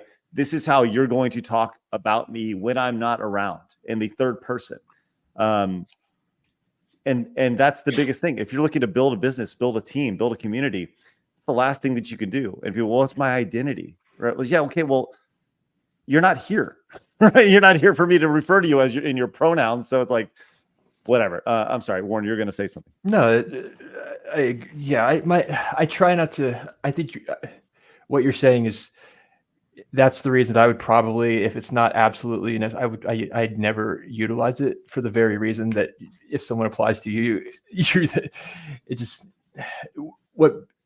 as long as it doesn't become compelled, which we saw in Canada with Bill C-16, as long as if I have a student that wants me to, yes, I am sort of like ethically required to, and I just don't want to be a jerk. I have no problem. I'm not going to make a huge thing out of it, because that's a face-to-face individual decision between me and them, as long as it never becomes something that's compelled by law. That's the big thing. Mm-hmm. It's funny. So T-Todd says, so calling Craig a she wouldn't bother her, huh? Is that supposed to be like, honestly, it doesn't bother me. What it tells me is that you can't tell the difference between a boy and a girl. That's what it tells me. So crazy. Hold on. Can I just add on something to that? Yes, of course. I think is interesting. So I started cosplay in 2014, and I promise this is going to be connected. Yeah. I love dressing up as different characters. You see all the stuff behind me, like swords and whatnot I've made. And one of my biggest cosplays I did was Sauron. And most people think of Sauron as a male. So whenever I would dress up as Sauron and go around conventions, obviously I'm a woman, but so much of the body was hidden and people know the character, and they just always called me a guy and like, hey, Sauron, he's great. Oh, your armor looks amazing, dude. And all the he, him pronouns. And I grew up with that before I really start to see like the pronouns like we were talking about. And so I never had an issue with it. I'm just like, I mean, you know the character, you know my name. That's what you're primarily identifying me as Sauron. So I'm just glad you got the right character's name. So when I have a student now who like has a name change for legal reasons, or they're in the process of transitioning and they prefer a different name, or they have a nickname or something like that, I'm going to primarily address them as their name. The pronouns, if they really want me to, I address them as they, them. Like Warren said, I don't have an issue with that. If that makes you a bit more comfortable, fine. How does that work? So, sorry, like when you're in a class, and let's just really basic, right? And I'm Craig, they, them, right? And you give me a math problem. 2 + 2 = 4. And I go up and is it something to where you say, well, as opposed to, I'm just trying to think of how this would play out. It's a good question. It's a good question. I have encountered that I have encountered somewhere it's they, and you would never refer to them as he, her, that it's they, even though it's not plural. So it is easy to slip up, and it is frustrating internally. Sometimes like, why am I doing this? As teachers, do they run out the door screaming? I have not had an Muted issue them on accident? in my own. I have not encountered that myself. It's more likely to happen on X or something, but in the classroom, I've never encountered. We have an expectation as teachers to obviously to treat our students with respect, and we do need to accommodate them, which we're held to a different standard than you out in your daily life at a coffee shop. You shouldn't be compelled to do anything, but as professionals, we do have some professional standards to keep in mind. I do have students that were born male and they want to be called she. It's just, I had too many things to deal with in the day. You got to pick your battles, and that's not a battle that's worth fighting at all. Yeah. Similarly, it's rough. I've had a few slip ups before and never had a student run screaming from the room. It's more a calm email after class is over. Be like, hey, by the way, you referred to me as he in class. Can you just refer to me as she going forward? I'm like, it's a respectful email. Fine. I'll do that. In past years, when I've had more classes to teach and a few more students, with specifically name changes. Name changes are a big one because I feel bad if I call someone the wrong name. Whereas wrong pronoun, I'm like, whoops, sorry, I'll get it right next time. But names, I do usually have like sticky notes on my desk. Be like, okay, this class, Alexander, just call Alex, or Charlie, just call Amy. That kind of thing.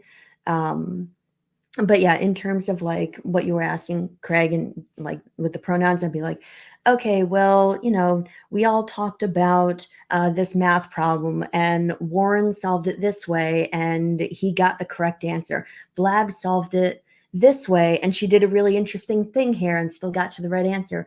Craig did the problem this way, and they got the right answer. So it's very small things I do, but I usually just refer to my students by their name. That Right. tends to solve a lot better problems because, there's a lot of people that go by he. And so when I say he, that can refer to a lot of people. But if I say Warren, that's very specific to one student. So I feel like in terms of identity, just, I don't know. Like the whole pronoun thing, it's just people think of it as such a big part of their identity, and yet why is it so hard to just go by your name? That's an even better way of classifying a student. Allow me to push back a little bit here. All right. Your job as a teacher is to educate. And my job as a parent or a friend,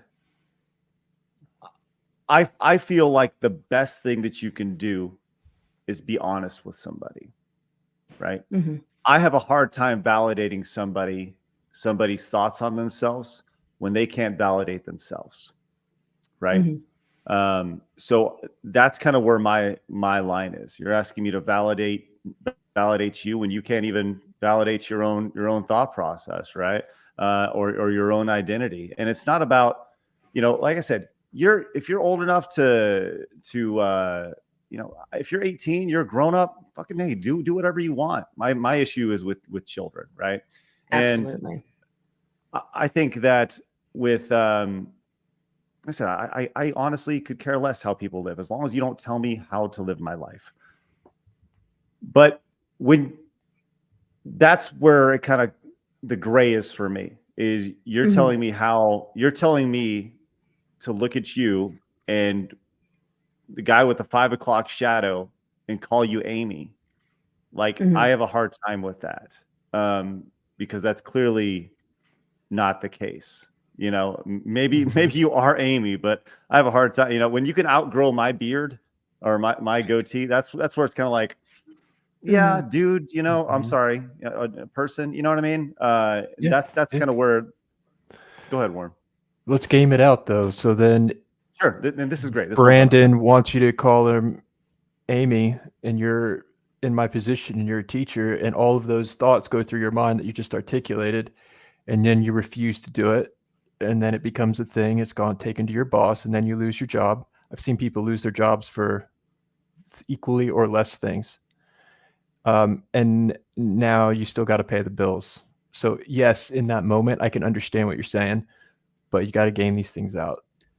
Right. And with that said, I will say that in our sphere, right, we know, I don't know, half a dozen people who have pushed back, or not even pushed back at all.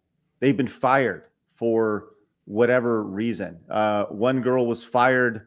One girl was fired for next to nothing. But she was hunted down by one activist on Twitter who complained to the parent company, and they fired her.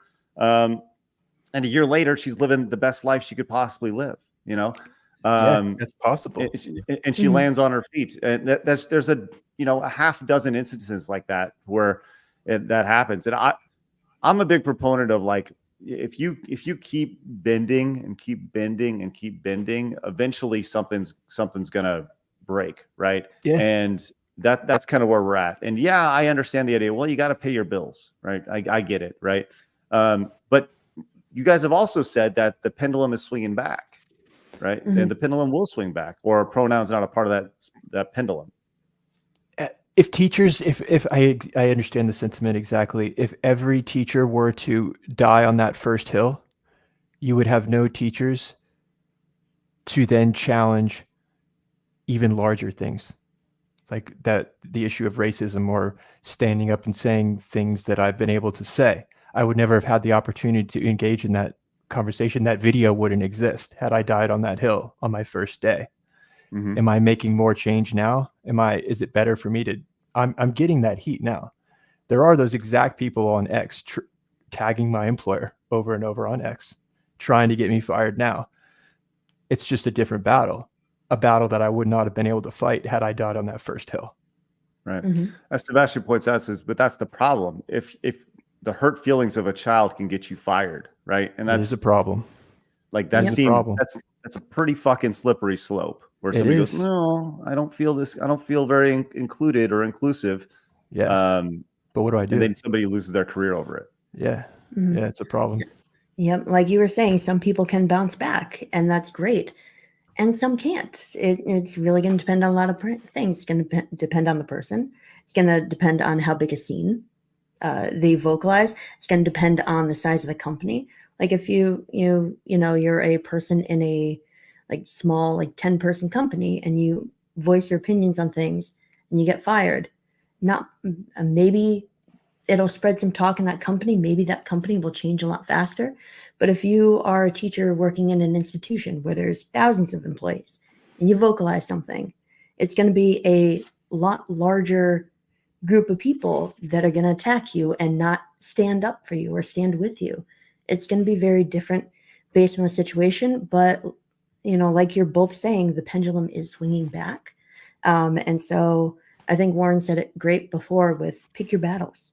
Figure out how much you can push back to maybe not get fired, but you have a platform like this where you can start to vocalize things. You can make videos, you can engage in these conversations in podcasts like this one.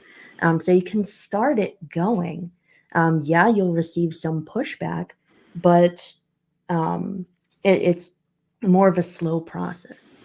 If every teacher that's willing to push back does die on that first hill, the only teachers that are left in future hills are the ones who are not willing to push back. And now your kids are being taught only by those teachers. Yep. There's never a perfect solution. Democracy is the worst form of government, except for all the others. We have to pick the least bad option. Mm-hmm. No Name Addy came in and said, what do you believe will cause people to think critically again? A war, an outbreak, massive disaster, etc.? What are y'all's thoughts on that? How do we get back to critical thinking? I'm sorry. You want to go ahead, Doctor? I missed the question. I'm sorry. Sure. The question again was, what do you believe would cause people to start critically thinking again? Is it a war, an outbreak, aliens? Like Personal experience. A person, like for me, it was being told to my face that my voice could not participate in a conversation, and that my value was determined on the color of my skin. And then being told I couldn't complain about it because the color of my skin was white. And then you can't experience white racism against white people. There's no such thing, apparently. So when you experience these things for yourself, then you realize, oh crap, this is larger than politics, and there's a more immediacy. That was before I was a teacher. I started digging and started listening to other people, new perspectives. There's a reason they call it that red pill, which sometimes it's gotten a whole new connotation, but it goes back to the Matrix, because once you wake up from the Matrix movie, like once you wake up, you will never see the world again, and you'll never be able to go back. That's what knowledge is. Once you know it, you can't unknow it. So is that a choice? It's easier to live in comfort. It's easier to be stupid than smart. So don't do what's easy. Do what's difficult. Right. You're going to live a whole different life. Yeah. All right. I promised video game talk, and we're going to get to some fucking video game talk. And we've already gone over an hour and a half. But I want to get to this, but I want to make sure we get these super chats as well. Rebound says, I would define woke as Gramscian communist ideas mixed with critical race theory from law, American racial politics, feminist ideas. It's a venomous mix of postmodern communist and critical theories. Thank you, Rebound. Copernicus Capricorn Joe says, I appreciate this very different yet highly needed podcast. Joe, thank you very much. Appreciate that. And if you guys do appreciate the show, please once again hit the subscribe button. This put clips out online, man. Like, you guys go crazy. Like, this is meant to be an agnostic show, meaning you guys can share this on whatever platforms you want. Share clips of the show, put it on X, put it on Facebook, put it on whatever. Just get the word out. Like, you guys are the best marketing that we can possibly do. The Worthy One says woke is just commonly used in the was just commonly used in the Black community, but white liberals got hip to it and started misusing it, and then everyone caught on and further misused it. A better term is performative activism. Thank you, Worthy One. Uzi Patrol says, great show today. Thank you very much, Uzi Patrol. Greatly appreciate that support. Bizarre Star says, not going to lie, when I hear places encourage pronouns, it's a red flag for me. It just makes me think these people are going to be oversensitive. Yes, I agree. Al says, normally I never ask Craig, but I sent a tweet to you that I think is massively important to the conversation. That's something I'd like for you to ask. All right, Al, I'll dig into that in just a second. Actually, Blabs, can you go read this last one while I take a look at that? Tommy Reviews for $10 says, I'm glad I left the military last year right before this gender and pronoun nonsense came heavy in it. There's a reason why in basic training, men and women were separated in barracks bays. Yeah. And then over on Rumble, we have Mighty Megatron for $2 saying, my pronouns are Sir Dirty Big Cock. Congrats, Mighty Megatron. All right. Thank you.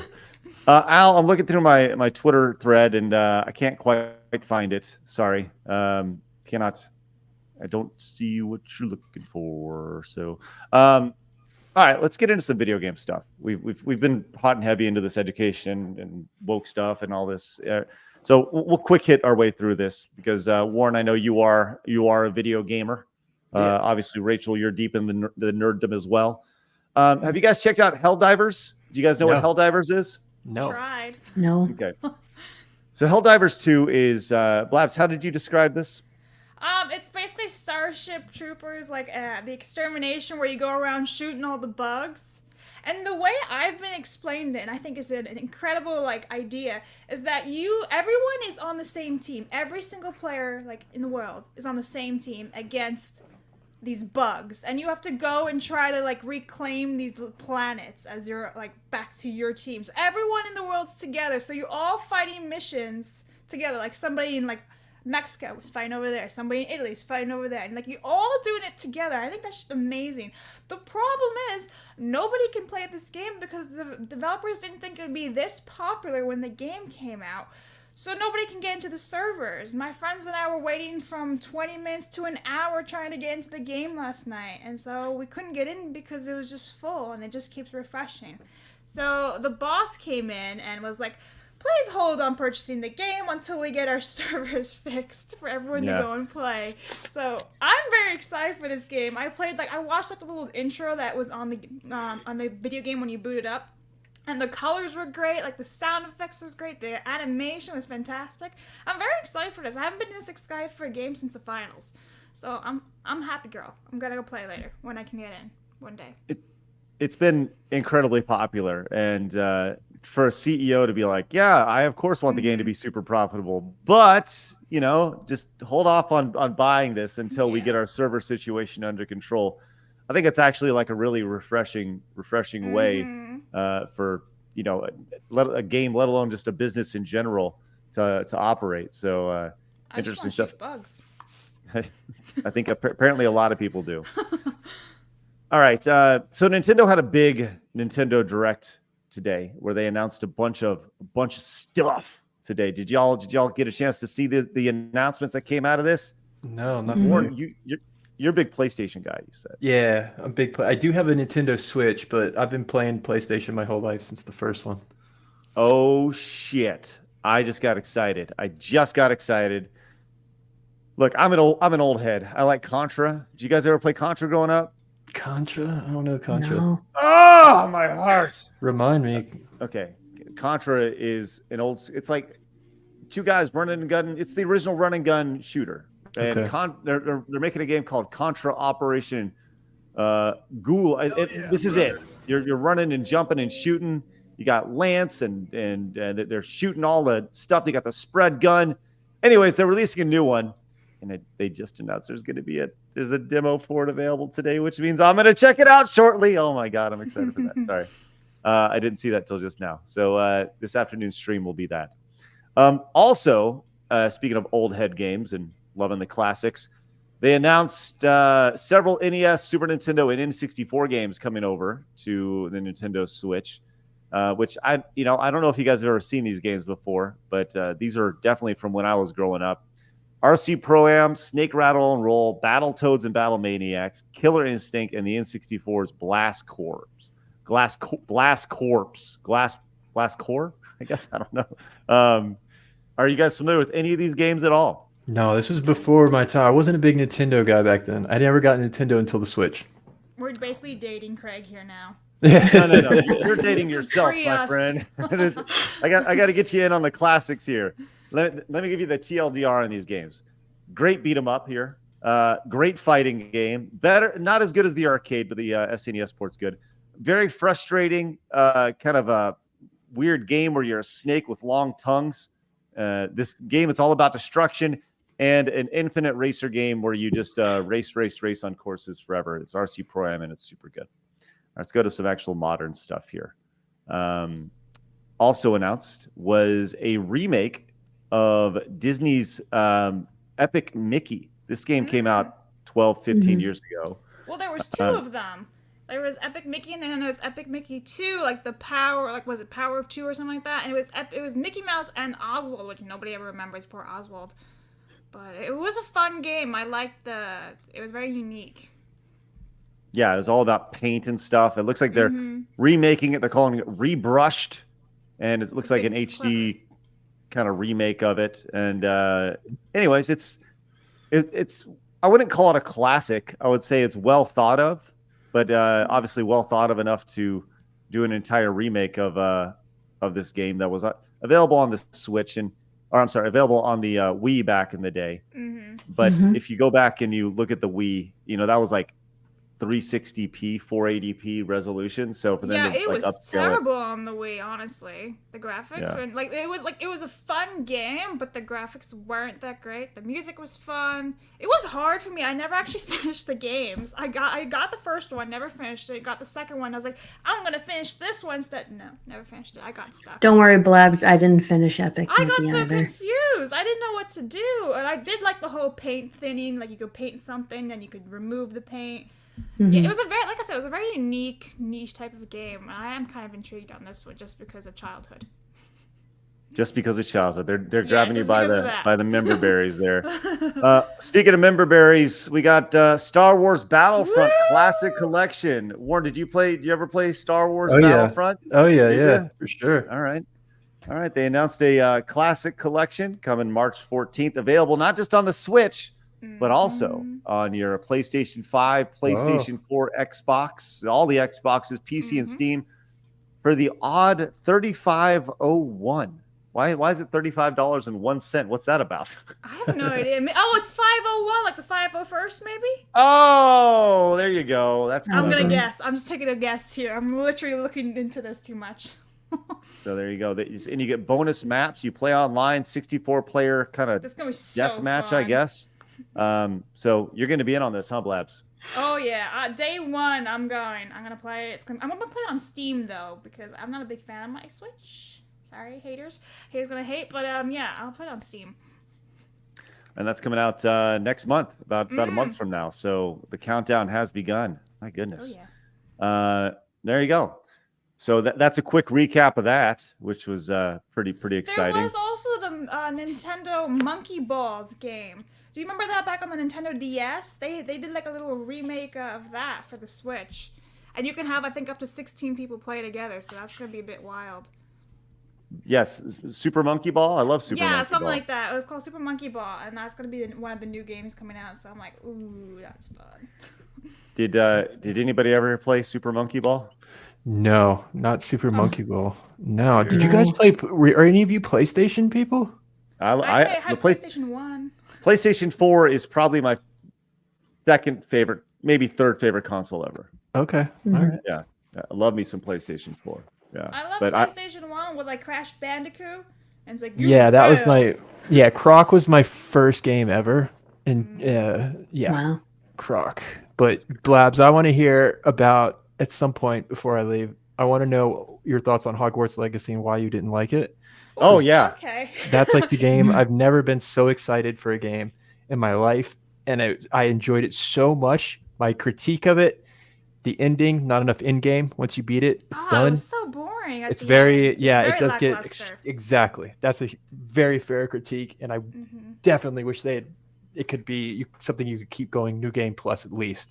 But yeah, it was such a good game. I thought it was so well done. Why didn't you I like actually it? have 10 pages of a script that I'm working on for a video on Hogwarts Legacy. I went down like the rabbit hole on this game. So when they first announced this game, this was years and years and years back because it was leaked out in like 2018 or something. And I was never a big fan of the whole, this person is starting 5 years later. It's like, that's weird in my opinion. I can't really get on board with that, but you know what, like fine, I'll be open to the idea. But it really wasn't explained well in the game either. You're just kind of like thrown into like you're starting year 5, but like you don't even know like the basics of spells, but you're also kind of like a Mary Sue because everything you try, you excel instantly. Yeah, the chosen one. Issues. Like you have to learn Alohomora, and it's like, that's a year 1 spell. She should have already be knowing that like by like day 1. If she's coming in year 5 Very and you're good point. doing OWLs, you need to have all this stuff. So for me, a lot of the critiques are like lore related. But and like canon, Craig's like, what is going on here? But yeah, a lot of the critiques are lore. Because I'm a big nerd. I never thought about the Alohomora example. That's really, I can't wait to see your There's tons of things video. like that in the game, so... Valid. Shut It's up. absolutely valid. So, for me, it was also just very lackluster, the ending. So, like, this goblin is trying to, like, be like, we don't need wizards and witches. Goblins are mighty and powerful. Then this goblin turns into a dragon. Something else. Not a goblin. He's not a goblin to defeat wizards and witches. He turns into a dragon. I'm like, you defeat your own purpose here. I don't... That makes no sense to me. And then it just ends. And you don't get... for a game called Hogwarts Legacy... You don't actually be in Hogwarts. You don't have any classes. They're all cutscenes. You can't do any of these in-game puzzles. Shut up, Craig. I'm nerding out. And the students don't go to class and everything, walk around. It's valid. Did you ever play Bully? You remember Bully at all? I mean, I really wasn't, but I did use the dark spells, and I was like, this is so cool. There I were didn't like mods the- people released to like I make it so saw people would that. go to class and everything. I wish I could do Yeah. that, but I can't on Mhm. PlayStation. I'm not a modder, sadly. But yeah, it was just, there was a lot of things I was like, you had over 10 years basically to work on a game. Because the last EA game came out in 2011. It was basically Call of Duty with wands. Not a great game. Then they had the Lego games, which are amazing, but they're Lego. So you have this many years to get a game right, and you don't even have all these incorporations into the game. You don't have Quidditch, which I know they're making a Quidditch game, but it's like Fortnite skins. It's not good. It's not good. So I'm very critique. I have a lot of critiques for this game, but I do have some praises for it. Like they looked at the books a lot too, like how Gryffindor common room is through like a little tunnel you kind of crawl in. They have that. They have Peeves, like in the old EA games. But you're completely ignoring Peeves. There's no interaction. You can't talk to anyone in Hogwarts. That's Why? true. Yeah, So- yeah. Is this what it sounds like when I talk about classic video games? Yeah, you should tell me that, Craig. I'm over. It's like, oh. No, yeah, I'm sorry. so... No, continue. I'm sorry. I apologize. No, I I didn't mean to be rude. seriously, it's a 10-page script I'm working on it. I skimmed through 22 of my videos on like my playthroughs and everything, like clipping stuff out. I'm like, I can use this as an example, because when I make a video, it's gonna be like full of examples. I'm gonna be thorough. I don't want to be like a biased shill or anything, so I wanted to keep it like as straight to the point as I can. Blabs, That's cool. if you're going to make a video about Hogwarts Legacy, you probably should have done it a year ago. I didn't have the time, and then when I was like, should I still do it? It's kind of late. Everyone's like, do it, and I was like, all right. Kind I'll of do it. late. Yeah, so They there's sold still 20 new stuff coming out. There's that challenge. That's what I that was hear. only- What? Yeah, there was what's that coming challenge out? only for PlayStation 5 with like the Hogsmeade. You apparently build a Oh, store. I avoided yeah, that was on the spoilers. PlayStation one. It came Yes. with that stock, but that they're releasing those. But DLC. now it's for everybody else. But I don't know Yeah. if you can go in and play it now, if you can do that one or not, if they're going to announce it. And they said some new stuff was coming, but they haven't said anything else. So I'm like, what? What do you got? Because it's been They a need year a of new game nothing. plus. We need a new game plus so Like a badly. DLC or something, yeah. Yeah, some DLC, new game plus. I want more interaction with students. I want to be able to light a student on fire and they duel me or Yeah. something, you know? Yeah, I or don't use a want them dark going, curse, "Oh, and there's yeah, no." repercussions. They need a morality system like Red Dead That was Redemption. removed. They had Yeah, a morality system. yeah. It was removed. A lot I of saw things that. that people wanted were removed. And like, don't even get me started on the whole open world. It was so empty and soulless. And everyone's like, it's amazing. Like, you can literally walk for 5 minutes and not see anything. Yeah, What's they should have the gotten rid of the point? beach section. Got rid of the beach and enriched the other part. Yeah. And there's one point in Prisoner of Azkaban where Hermione says that Hogsmeade is the only known wizarding established village in all of Britain. It's true. So where are all these other locations coming from? They're hamlets. They're not villages. That would be the justification. That is a critically very, thinking. very like little, I know. but still. yeah, that's valid. I'm just gonna sit here and do these all day. It's usually me doing that to Craig, but no, it's the opposite. Can I read some of these wonderful super chats so you guys? Yeah, By the way, I will want to gladly trade. bounce, and you guys can continue Harry Potter talk for the next 3.5 hours. I love Listen, it. I have a new best friend in Warren. We're gonna talk all the Harry Potter.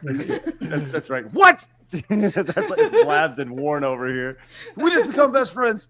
Hidden Jim Gamer says, for me, woke means prioritizing something that doesn't matter over something that doesn't matter mostly for the sake of appeasing a selective group. Thank you very much. Chaos came in and says, what are the teacher's favorite games of all time? Dr. Rachel, let's go with you first. Oh God, put me on the spot. I'm a huge Pokemon nerd. So of the Pokemon games, You could just say Pokemon. That's cool. yeah, Yeah. it's really hard to choose one of them. But I really did love Sword and Shield just for kind of like starting the more open, trying to start more of a little bit of an open world exploration. Wasn't huge, but they started it, and I like that. Warren? Yeah, Favorite I would game go all time. Witcher 3's got to be up there. Elden Ring, Hogwarts Legacy, Red Dead Redemption is pretty damn good too, but probably not the top one. But yeah, those are standouts for sure. Hogwarts was up there, but those are after hearing those critiques from Blobs. It could have been a lot better. It's true. I'm not going to talk anymore about it, but it was a cool experience. No, I've been It my was whole fun life I wanted that streaming game. it. Yeah, My it was whole I want to life. be really clear. I want you guys to have this conversation. Like I actually, as a matter of fact, I want to set aside a separate day and Well, do it time again. for y'all to come in and just nerd out. Maybe you could play Hogwarts Legacy together, and Yeah, that'd Blabs be can fun. go off on some crazy tangents about why I've she always can't light wanted a to guy on stream. fire. Yeah, okay. Listen, I'm a pyrotechnic in video games. It's what I do. If I can Yeah. light on fire, I will. Crazy. Hey, BC says, Blabs, did you ever see when Daniel R was on the HBO show Extras with Ricky Gervais? Only 2 seasons, but was a pretty great Oh, show. I don't have HBO. I know he was on some other thing. Was it Miracle Workers or whatever? But I haven't seen that one either.